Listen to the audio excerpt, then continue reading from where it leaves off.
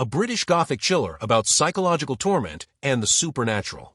The wealthy Dominique Ballard lives in a decaying mansion with her cold and manipulative husband, David. He begins to gaslight her, playing cruel tricks to convince her she is losing her mind, hoping to drive her to suicide so he can gain her fortune.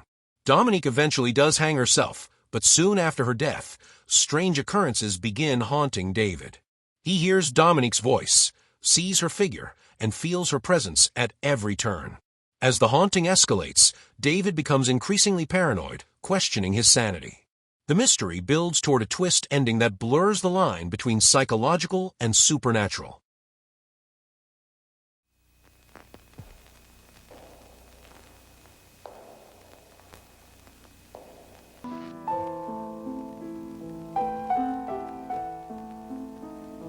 She's been haunted by bad dreams, strange noises, suspicions, driven to suicide.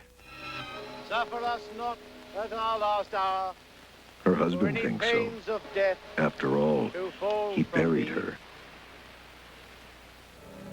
Now his time is running out.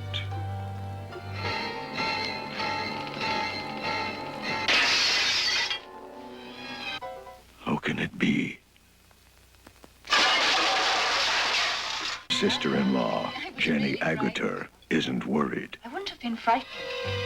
Family chauffeur, Simon Ward, only wants to help.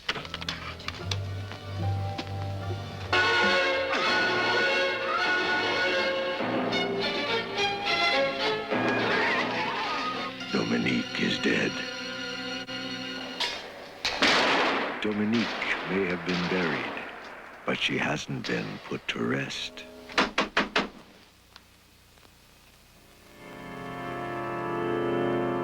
Dominique wants something. Dominique is dead. Or is she? A Canadian supernatural horror film often remembered for its surreal and chaotic atmosphere. After the death of her father in a car accident, young Cathy and her family move into a house with a dark past. Once inside, Cathy discovers old belongings of her deceased Aunt Laura, who died tragically as a child. Through these items, particularly a doll, Cathy becomes possessed by the vengeful spirit of Laura. Strange and violent behavior begins. Cathy unleashes psychic powers, verbally abuses adults with shocking cruelty, and torments her family. Her mother grows increasingly distressed as Cathy's power intensifies, but her pleas are dismissed. The film spirals into a nightmarish sequence of possession, hallucinations, and malevolent child antics, cementing its reputation as a cult, so-bad-it's-good classic. Meet the Gimbel's daughter, Cathy.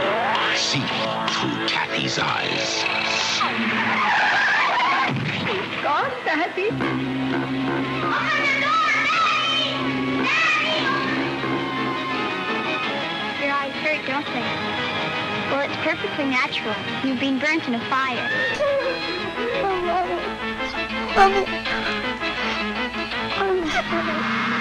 Cathy's curse. Cathy just wants to play with you. Saw you there when married. No use trying to hide. I saw you there with my own two eyes. Do you understand? Peer into the Gimbel home. Join a spellbinding odyssey of fright.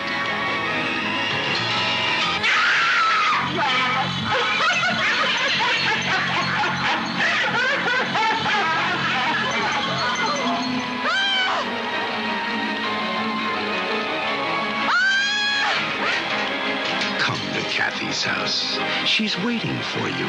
She seems to be running out of friends. Cathy loves to play in the attic. You never know what Cathy will come up with next.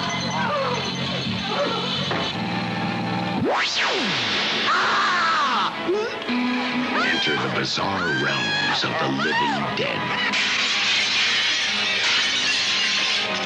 Cathy's curse. She has the power to terrorize. Rated R. A British horror thriller steeped in post-war guilt and repression. Two elderly sisters, Joyce and Ellie Ballantyne, live in seclusion in the English countryside. A series of brutal murders of young soldiers in the area raises alarm, with the killings marked by savagery. The sisters act strangely whenever the subject arises, hinting at a secret in their home. It is revealed that years earlier, in an attempt to protect their brother Stephen from being sent to war, they locked him away in their cellar. Decades of isolation and neglect twisted him into a feral killer. Now, Stephen has broken free, unleashing his pent-up rage on soldiers who remind him of the past. The story culminates in a grim reckoning, blending family dysfunction with commentary on the scars of war.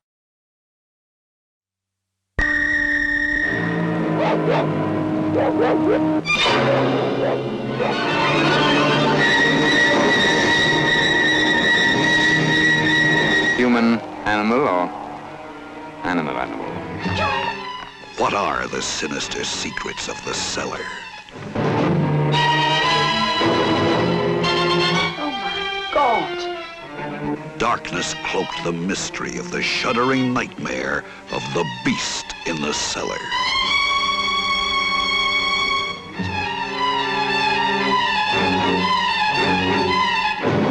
He can see us. He can see in the dark.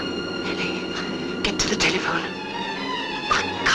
I can't. Beryl Reed and Flora Robeson.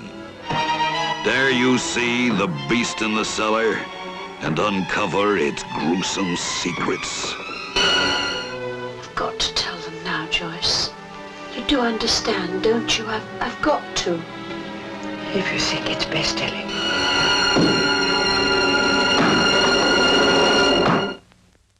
A British horror centered around art, obsession, and madness. Jack Davies, a ruthless art dealer, discovers that sculptor Victor Clare has been creating disturbingly lifelike bronze statues. When Jack investigates, he finds Clare living with his abused family in a remote, claustrophobic house by the sea. Clare's violent temper and sinister eccentricities dominate the household. As Jack and others pry deeper, they learn the horrifying truth. Clare has been murdering women and encasing their corpses in bronze to achieve his masterpieces. The revelation leads to a tense confrontation, with the setting's gothic isolation amplifying the dread. The film combines elements of psychological horror and British exploitation, delivering a story of artistic genius warped into sadistic brutality.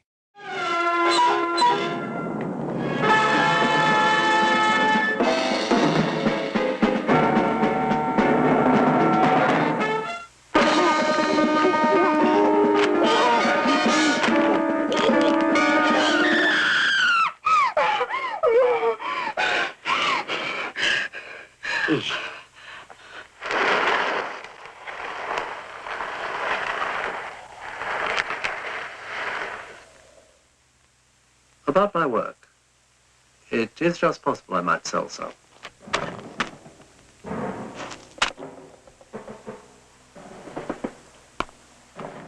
A Canadian thriller horror with crime elements.